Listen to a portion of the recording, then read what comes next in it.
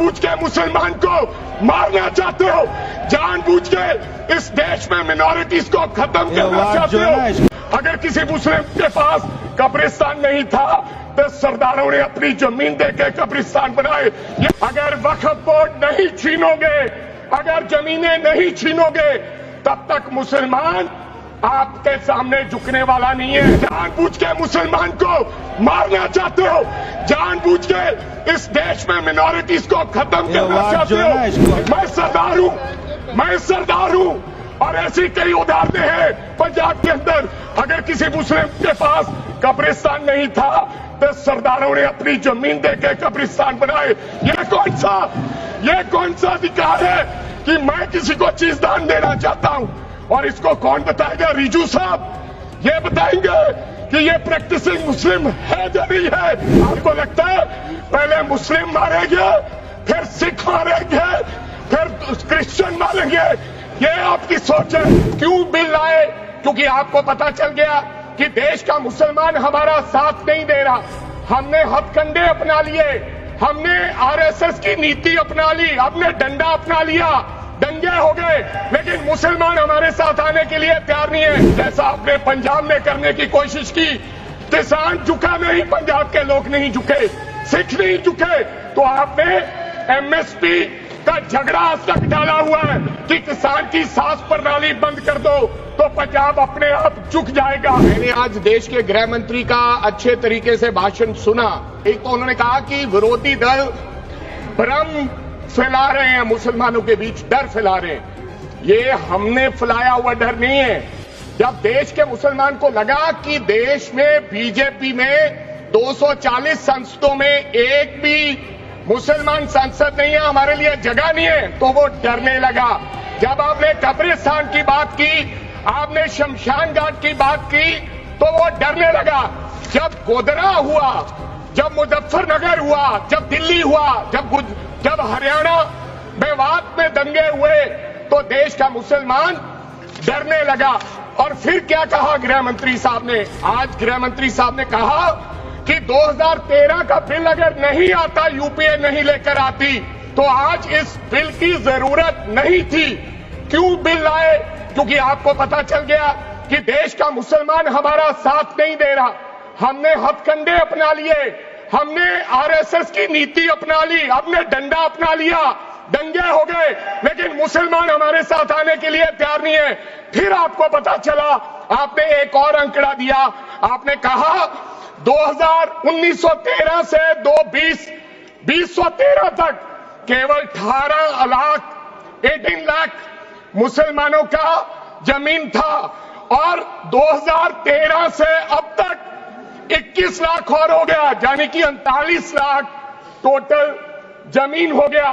तो आपको किसी ने समझाया मुसलमान को अगर आपके बस में करना है, ये आरएसएस की नीति नहीं अपनाएगा जितनी देर आप इनकी सास प्रणाली बंद नहीं करोगे।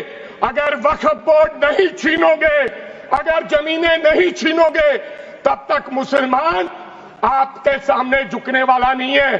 जैसा आपने पंजाब में करने की कोशिश की, किसान झुका नहीं, पंजाब के लोग नहीं झुके, सिख नहीं झुके, तो आपने एमएसपी का झगड़ा आज तक डाला हुआ है कि किसान की सास प्रणाली बंद कर दो तो पंजाब अपने आप झुक जाएगा।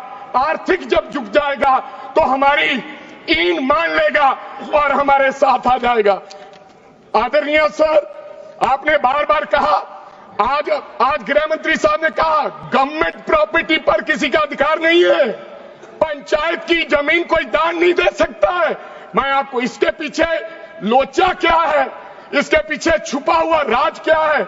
1947 में जब बंटवारा हुआ था, 47 से लेकर 1954 तक सारी प्रॉपर्टी गवर्नमेंट के नाम हो गई थी। उसके बाद 1954 में एक्ट बना, तो वो एक्ट में सर्वे हुआ 1961 टू 1970। सर्वे किसने किया? कलेक्टर ने। अगर पंजाब की, हरियाणा की, हिमाचल की बात करूं तो डिविजनल कमिश्नर अंबाला बैठते थे, उन्होंने सर्वे किया, तहसीलदारों ने सर्वे किया, तो वक्फ बोर्ड को ये जमीन देने का काम किया। अब क्या हो गया?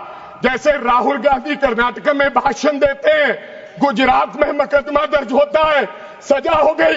गवर्नमेंट की प्रॉपर्टी तो 1947 और 1954 में तो सारी प्रॉपर्टीज गवर्नमेंट की थी।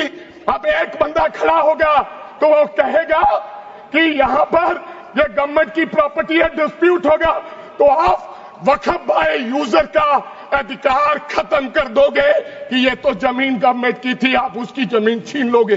फिर आपने कहा लिमिटेशन एक्ट की बात कर रहे हैं आप, और किसी धार्मिक स्थानों पर तो लिमिटेशन एक्ट लागू नहीं होता, इनके ऊपर क्यों? आप जानबूझकर इनको अपनी लात के नीचे से दबाना चाहते हो, इनकी छाती पर चढ़ना चाहते हो, जानबूझ के मुसलमान को मारना चाहते हो, जानबूझ के इस देश में मिनॉरिटीज को खत्म करना चाहते हो। इसको एक्सपांड कर देना, जानबूझ के मारना चाहते हैं मुसलमान को, फिर और लोगों पे होगा। और लास्ट आपने कहा प्रैक्टिसिंग मुस्लिम, एक आपने और कंडीशन लगा दी लास्ट कि 5 साल प्रैक्टिस मुस्लिम होना चाहिए, वो दान दे सकता है। मैं सरदार हूं और ऐसी कई उदाहरणें हैं पंजाब के अंदर। अगर किसी मुस्लिम के पास कब्रिस्तान नहीं था तो सरदारों ने अपनी जमीन देके कब्रिस्तान बनाए। ये कौन सा अधिकार है कि मैं किसी को चीज दान देना चाहता हूं?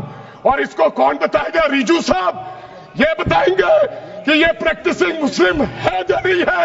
ये सरासर अन्याय है।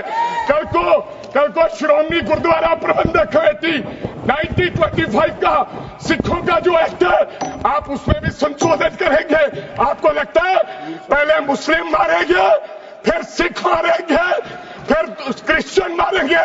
ये आपकी सोच है और मैं बिल का विरोध करता हूं।